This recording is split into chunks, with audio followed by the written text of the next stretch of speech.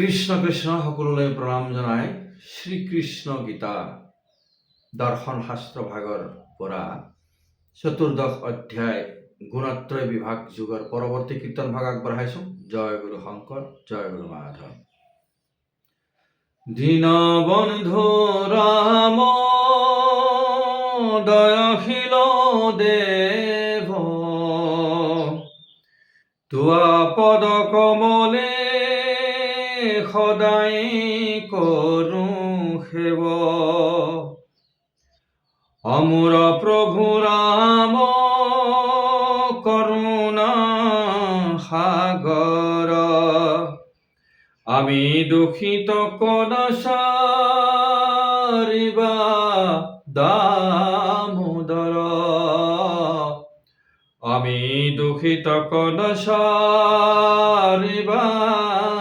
দামোদৰ। কৃষ্ণ চতুৰ্দশ অধ্যায়ত গুণত্ৰয় বিভাগ যুগত আমি আলোচনা কৰি আছিলো।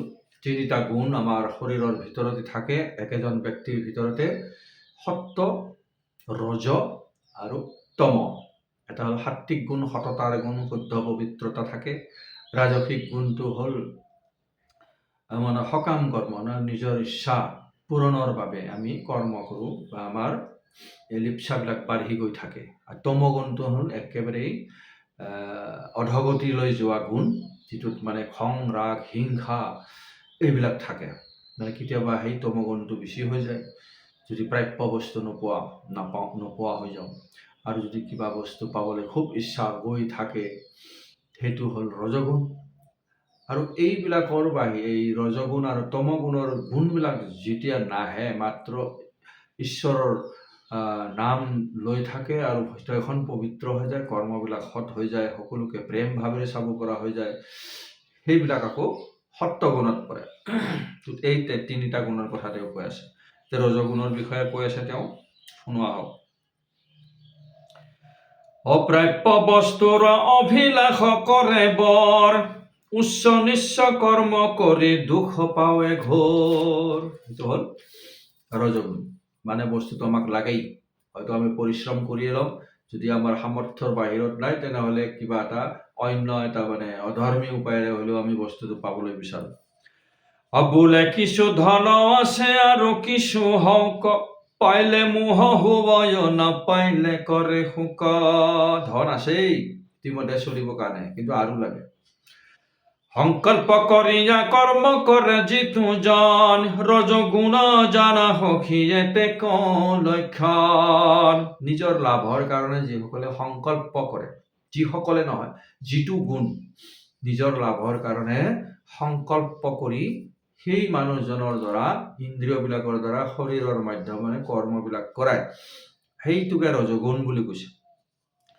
অনাহিকে প্ৰকাশ যাৰ বিবেক ৰহিত, আপোনাৰ স্বধৰ্মত সংকল্প বৰ্জিত।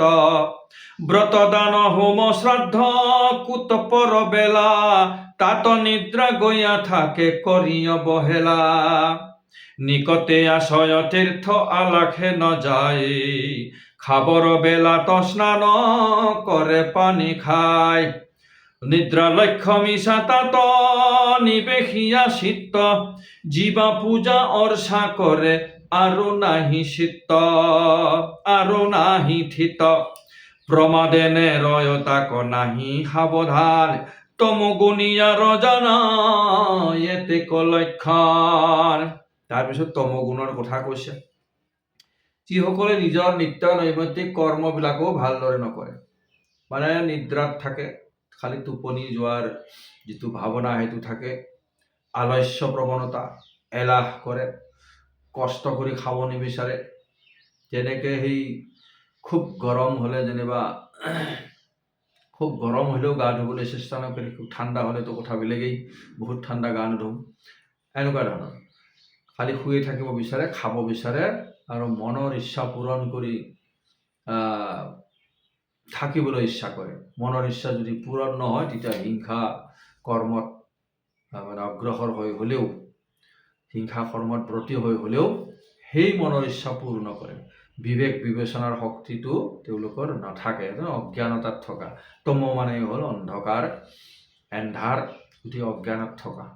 এনেকুৱা ধৰণৰ গুণ, সেয়া হ'ল তমগুণীয়া। তেওঁলোকে ধন ধান আছে যদিও তমগুণী। অন্যক দেখি পূজা পাৰ্বণ কৰে, তাত তেওঁলোকৰ শ্ৰদ্ধা নাথাকে। মই তাতকৈ বেছিকৈ দান দিম, মই তাতকৈ ডাঙৰকৈ পূজাখন পাতিম বুলি তেওঁৰ মনতহে সেইটোহে ভাৱ থাকে, তাত শ্ৰদ্ধা তেওঁৰ নাথাকে সেই পূজা পাৰ্বণত। গতিকে এনেকুৱা ধৰণৰ সেই তমগুণীবিলাকৰ তমগুণীবিলাক মানে তমগুণটোৰ এনেকুৱা ধৰণৰ হয় প্ৰভাৱ। আমাৰ ভিতৰতে সেই তিনিটা গুণৰ প্ৰভাৱ আছে। ৰাম তিনি গুণে থাকি মৰি পাৱে যিটো লোক, কাৰ কোন স্থানত অনুক্ৰমে শুনিয়োক। এক সত্য গুণ গুত ত্ৰিবিধ প্ৰকাৰ, উত্তম মধ্যম কত অধম আচাৰ। উত্তম যে সত গুণ সত্য লোকে স্থিতি, মধ্যম সত্যৰ স্থান হুৱে অমৰাৱতী। সামান্যত সত্য গুণেশে গন্ধৰ্ব লোক পাৱে, গুণ তাৰতম্য উচ্চ নিচ্চ ফল হুৱে।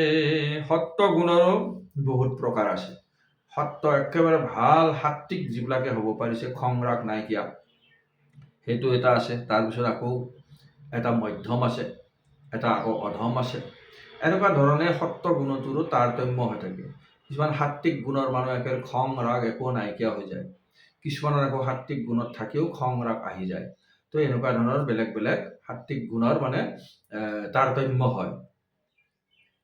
কোনোবাই মানে সত্য লোকত স্থিতি হয়, কোনোবাই গুণ অনুসৰি অমৰাৱতী স্বৰ্গত স্থান পায়, কোনোবাই আকৌ গন্ধৰ্ব বিদ্যাধৰ গন্ধৰ্ববিলাক য'ত থাকে তেনেকুৱা ধৰণৰ মানে স্তৰ বনাইছে বৈকুণ্ঠৰ।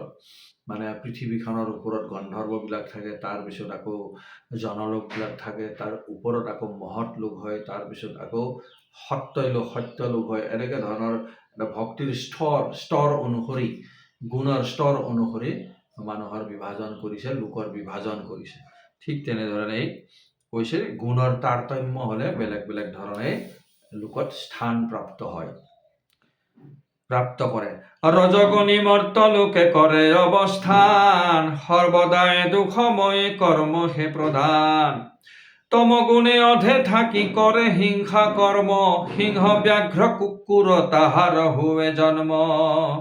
ৰজগুণীবিলাক আকৌ এই পৃথিৱীতে জন্ম ল'বলগীয়া হয়, নিজৰ ইচ্ছা বাসনা পূৰ্ণ কৰিবৰ কাৰণে আকৌ জন্ম লয়, আকৌ সেই ইচ্ছা বাসনাবিলাক পূৰ্তিৰ কাৰণে কৰ্ম কৰি থাকে। খুব দুখ পৰিশ্ৰম কৰি কৰ্ম কৰি থাকে, অকণমান সুখ পায়, আকৌ সেয়া সুখ নাইকিয়া হৈ যায়, আকৌ কৰ্ম কৰে। এনেধৰণে মানে কি বুলি কয়, সেইটো আসক্ত হৈ যায়। আৰু যিবিলাক সত্য লোকত স্থান পায় বা স্বৰ্গত স্থান পায়, বা বিদ্যাধৰ গন্ধৰ্ব য'ত থাকে তাতো যিবিলাকে স্থান পায়, সেই সকলোৰে পুণ্যবিলাক যেতিয়া ক্ষয় হৈ যায়, আকৌ সেই পৃথিৱীলৈ আহিবলগীয়া হয়, আকৌ জন্ম লয়, আকৌ নতুনকৈ তেওঁলোকৰ ভক্তি আৰম্ভ হৈ যায়। সত্যগুণীবিলাক, সিদ্ধমণিবিলাকৰো যে খং উঠে কিয়? তেওঁলোকতো সত্যগুণী হয়, নিৰ্গুণ হয়, তথাপিও তেওঁলোকৰ কিয় হয়? খং উঠি যায়। যেনেকৈ জয় বিজয়ৰ কথা ক'ব পাৰি। যেনেকৈ সেই চাৰি সিদ্ধাই ঘূৰিবলৈ যাওঁতে যেতিয়া সপ্তম দুৱাৰ পাৰ হ'ব খুজিছিল, তেতিয়া জয় বিজয় পাৰিষদ, বৈকুণ্ঠৰ পাৰিষদ হয়, কৃষ্ণৰ মূৰ্তি ধৰি আছে দুইজনে, তেওঁলোকৰো মানে খং উঠি গ'ল। ইহঁতকেইটা ক'ত যাব কৈছে, নঙঠা চাৰিটা মানে সৰু সৰু ল'ৰা ক'ত যায়, এনেকুৱা ধৰণৰ ভাৱনা তেওঁলোকক তাৰ পৰা খঙতে গেটৰ পৰা বাহিৰ কৰি দিছিলে। গতিকে সেইটো এটা সত্যগুণীবিলাকৰো খং উঠে। দুৰ্বাসাৰ উদাহৰণ ল'ব পাৰি। দুৰ্বাসা সিদ্ধমণি হয়, কিন্তু তেওঁ খং উঠি পেলাই ৰজা অম্বৰীষক অভিশাপ দিব ধৰিছিলে। কিন্তু তেওঁৰ কি হ'ল, যে ভকতক সদায় ঈশ্বৰে ৰক্ষা কৰে, ঈশ্বৰে অম্বৰীষক ৰক্ষা কৰিলে। তেওঁৰ চক্ৰৰ দ্বাৰা দুৰ্বাসাক খেদি ফুৰিছিলে কাটিবলৈ। দুৰ্বাসাই উপায় নাপায় পিছত আকৌ ঈশ্বৰৰ কথা মতে এই অম্বৰীষ ৰজাৰ ওচৰতেই ক্ষমা খুজিবলগীয়া হ'ল। ভকতক সদায় ঈশ্বৰে ৰক্ষা কৰে। যিজন নিৰ্গুণ ভকত হয়, যে তিনিটা গুণৰ ওপৰত যিজন হৈছে, সেইজনকেই নিৰ্গুণ ভকত, একান্ত ভকত আৰু বৈকুণ্ঠৰ পাৰিষদ যোগ্য ভকত বুলি কয়। এনেকুৱা ধৰণৰ হয়, গুণৰ তাৰতম্য ঘটে। ৰজগুণীবিলাকে এই মৰ্তলোকতে নিজৰ সুখৰ কাৰণে কৰ্ম কৰি বাৰে বাৰে জনম মৰণ চক্ৰত ঘূৰিবলগীয়া, সকলোৱে ঘূৰিবলগীয়া হয়। তেতিয়া তমগুণীবিলাকে আকৌ অন্ধকাৰত থাকে, বিবেক বিবেচনা একো নাই, হিংসা কৰ্ম কৰি থাকে, নিজৰ জীৱন চলায়। তেওঁলোকৰ আকৌ কি হয়, সেই জীৱবিলাকৰ যিটো সংস্কাৰ, সেই সংস্কাৰ লৈ পেলাই জীৱবিলাকে আকৌ এই পশু পক্ষীৰ জনিত গৈ জন্ম লৈ পেলাই তাত শাস্তি ভুগিবলগীয়া হয়। ঠিক এনেধৰণে ঈশ্বৰে সুন্দৰভাৱে প্লানিং কৰি চৰাচৰখনৰ সৃষ্টি কৰিছে। ঊৰ্ধ্ব সত্ত্বগুণে থাকি দিব্য ভোগ কৰে, ৰজগুণে কৰ্ম বিষয়ত পৰি মৰে। তমগুণে অধে থাকি নৰক নিকাৰ, তিনি গুণে বন্ধ দেখা সকলো সংসাৰ। গতিকে খুব ভাল শ্ৰেষ্ঠ সত্ত্বগুণ যিসকলে লাভ কৰে তেওঁলোকে দিব্যতা ভোগ কৰে। দিব্যতা ভোগ কৰা মানে আনন্দ সাগৰত মজি থাকে তেওঁলোকে সদায়। তেওঁলোকক সুখ আহক দুখ আহক দুইটা স্থিতিতে সমান হৈ ঈশ্বৰৰ কৰ্ম কৰি যায়, সাংসাৰিক ধৰ্ম পালন কৰি যায়। তেওঁলোক সদায় সন্তুষ্ট হৈ থাকে। সেয়া দিব্য সুখ ভোগ কৰা বুলি কৈছে। যিসকল সদায় আনন্দত থাকে, বেমাৰ হ'লেও ঠিকে আছে, ভূমিকম্প আহিলেও ঠিকে আছে, বানপানী আহিলেও ঠিকে আছে, যেতিয়ালৈ শৰীৰটো থাকে তেওঁলোকে কেতিয়াও ভয় নকৰে। যিসকল এক আচল একান্ত ভকত হ'ব, বৈকুণ্ঠৰ পাৰিষদ হোৱাৰ যোগ্য, আৰু সেই সকলোৰে মৰণোপৰান্ত তেওঁলোকে ঈশ্বৰৰ ওচৰত স্থান পায় বুলি কৈছে। আৰু আমাৰ লিখীয়া ৰজগুণীবিলাকেতো আকৌ বাৰে বাৰে জন্ম ল'বই লাগিব। আমাৰ আশা আকাংক্ষাৰ অন্তই নাই। আৰু একেবাৰে তমগুণীবিলাকৰ যিবিলাক অন্ধকাৰত আছে, অবিবেকীবিলাক, তেওঁলোকৰ আকৌ মৃত্যুপৰাণ মৰণোপৰান্ত আকৌ তেওঁলোকৰ আত্মাবিলাকে সেই তমগুণৰ সংস্কাৰ লৈ ইতৰ প্ৰাণীবিলাকৰ জনিত গৈ জন্ম লৈ শাস্তি ভুগিবলগীয়া হয় বুলি কৈছে। সেই কথাখিনি ইয়াতে সুন্দৰভাৱে কৈছে। তমগুণটো হ'ল পাতালৰ গুণ, পাতাললৈ যোৱা, অধগতি যোৱা। আৰু ৰজগুণটো আমাৰ এই পৃথিৱীৰ গুণ, পৃথিৱীত থাকি পেলাই মায়ামোহত পৰি ৰজগুণী হোৱা। তাৰপিছত স্বৰ্গৰ গুণটো যিটো মানে দিব্য সুখ ভোগ কৰে, আনন্দত থাকে, এইটো স্বৰ্গ সুখ। তাৰপিছত আকৌ তাতকৈ যদি তিনি গুণৰ অতীত হৈ যাব পাৰে তেনেহ'লে তেওঁ বৈকুণ্ঠত থকাৰ অধিকাৰী হৈ যায়। অপ্ৰকৃতিৰ গুণে সংগে জীৱ বন্ধ হয়, প্ৰকৃতিৰ গুণে সংগে জীৱ বন্ধ লয়, গুণে বন্ধ যাবে আপোনাক নানয়। জীৱৰ বন্ধৰ কথা শুনিনো কাৰণ, ভোগৰ ইচ্ছায়ে বিষয়ক জানে মন।